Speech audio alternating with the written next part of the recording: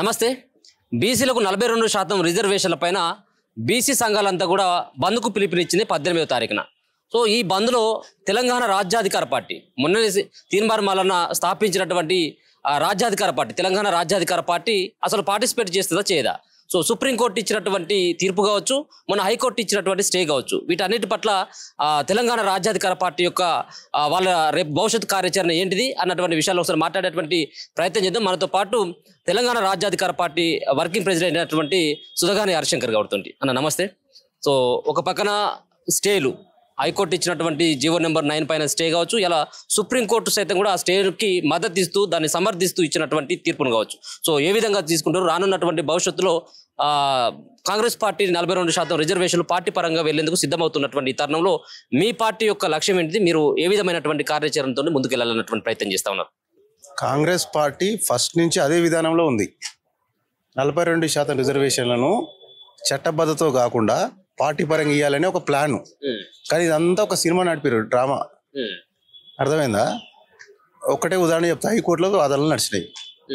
నడిస్తే ఇక్కడున్న మంత్రులంతా మొత్తం హెలికాప్టర్లో తిరుగుతారు.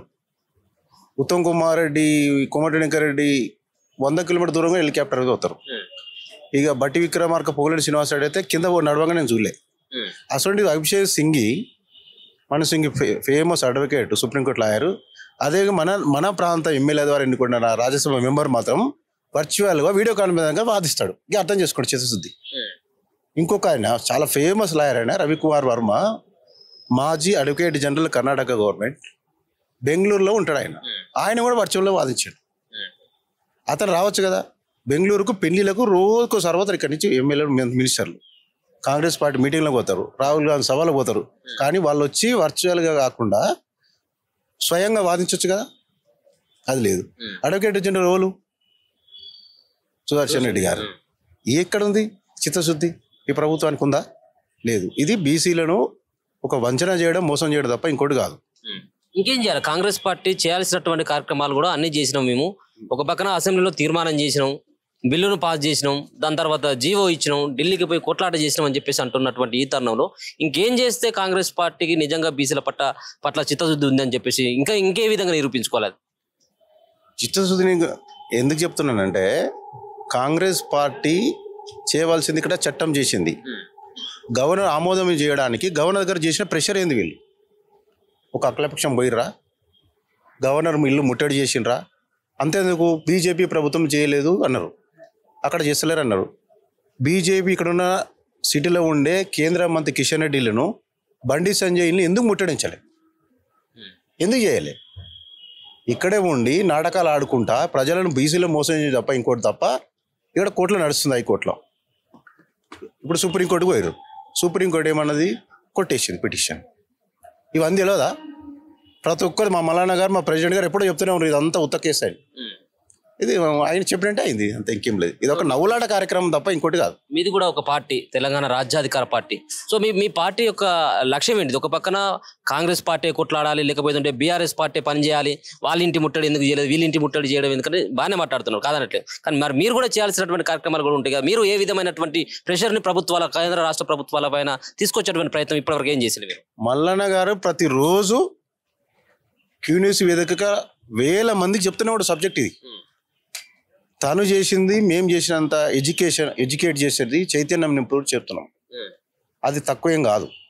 అదేవిధంగా నిన్న మహబూబ్నగర్ పోయినాం, ఆ మొన్న వరంగల్ పోయినాం, ఆ మొన్న నిజామాబాద్ పోయినాం. రాష్ట్రం నలుమూలలో పోయి ఈ ప్రభుత్వం ఈ రిజర్వేషన్ల అంశంపై చేసిన మోసాన్ని వివరిస్తున్నాం మేము. కానీ ఈ మీడియా సరిగా రాయట్లేదు. ఈ మీడియా అయిపోయిందా?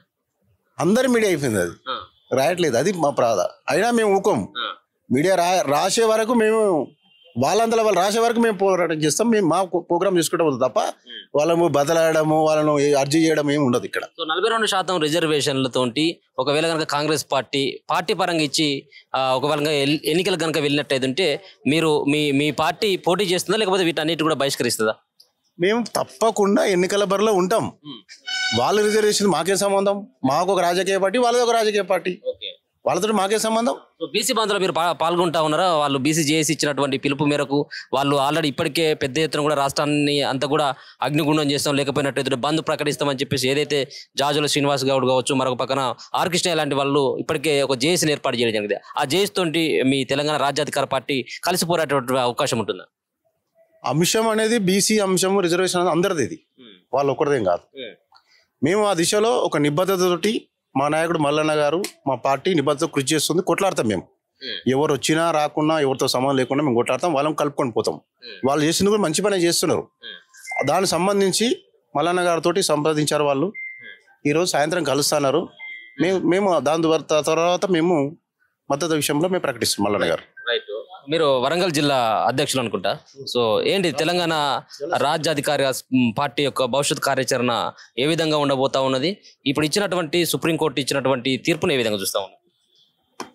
తెలంగాణ రాజ్యాధికార పార్టీ పూర్తిగా బీసీల కోసమే ఏర్పడిన పార్టీ. ఇప్పుడు ఇది ఏ రాజకీయ పార్టీ, ఇప్పుడు ఉన్నటువంటి పార్టీలన్నీ కూడా అగ్రవర్ణాల పార్టీలే. అది గమనించినటువంటి మా అధ్యక్షుడు ఇంక ఎన్ని రోజులకైనా కూడా ఈ రిజర్వేషన్ కావచ్చు, బీసీలకు రాజ్యాధికారం కావచ్చు, బీసీలకు రావాల్సినటువంటి పదవులే కావచ్చు, నామినేటెడ్ పదవులే కావచ్చు, ఎమ్మెల్యే పదవులే కావచ్చు, సర్పంచ్ నుంచి మొదలుకుంటే, వార్డు మెంబర్ నుంచి మొదలుకుంటే ఎంపీ వరకు కూడా ఇక మనకు న్యాయం జరగదనే ఉద్దేశంతోనే పార్టీ స్థాపించడం జరిగింది. ఆ పార్టీ స్థాపనే బీసీల కోసం స్థాపించడం జరిగింది.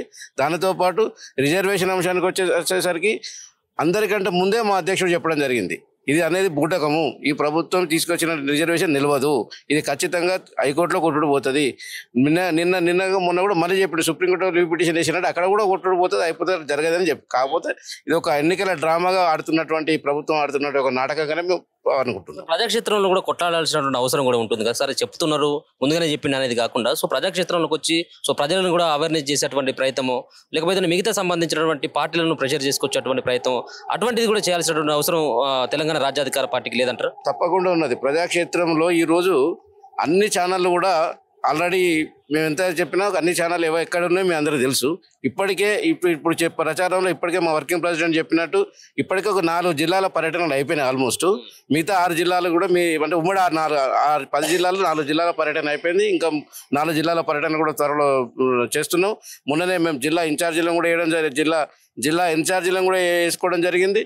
దానితో పాటు మా కార్యక్రమం కూడా మాది ఇప్పుడు పార్టీ స్టార్ట్ అయ్యి 1 నెల రోజులు కూడా ఇంకా పూర్తి కాలే. ఈ 1 నెల రోజులనే మ్యాక్సిమం ఇక మా యొక్క స్పందన అనేది గ్రామాలకు వెళ్ళిపోయింది ఆల్మోస్ట్, బీసీ అనేది.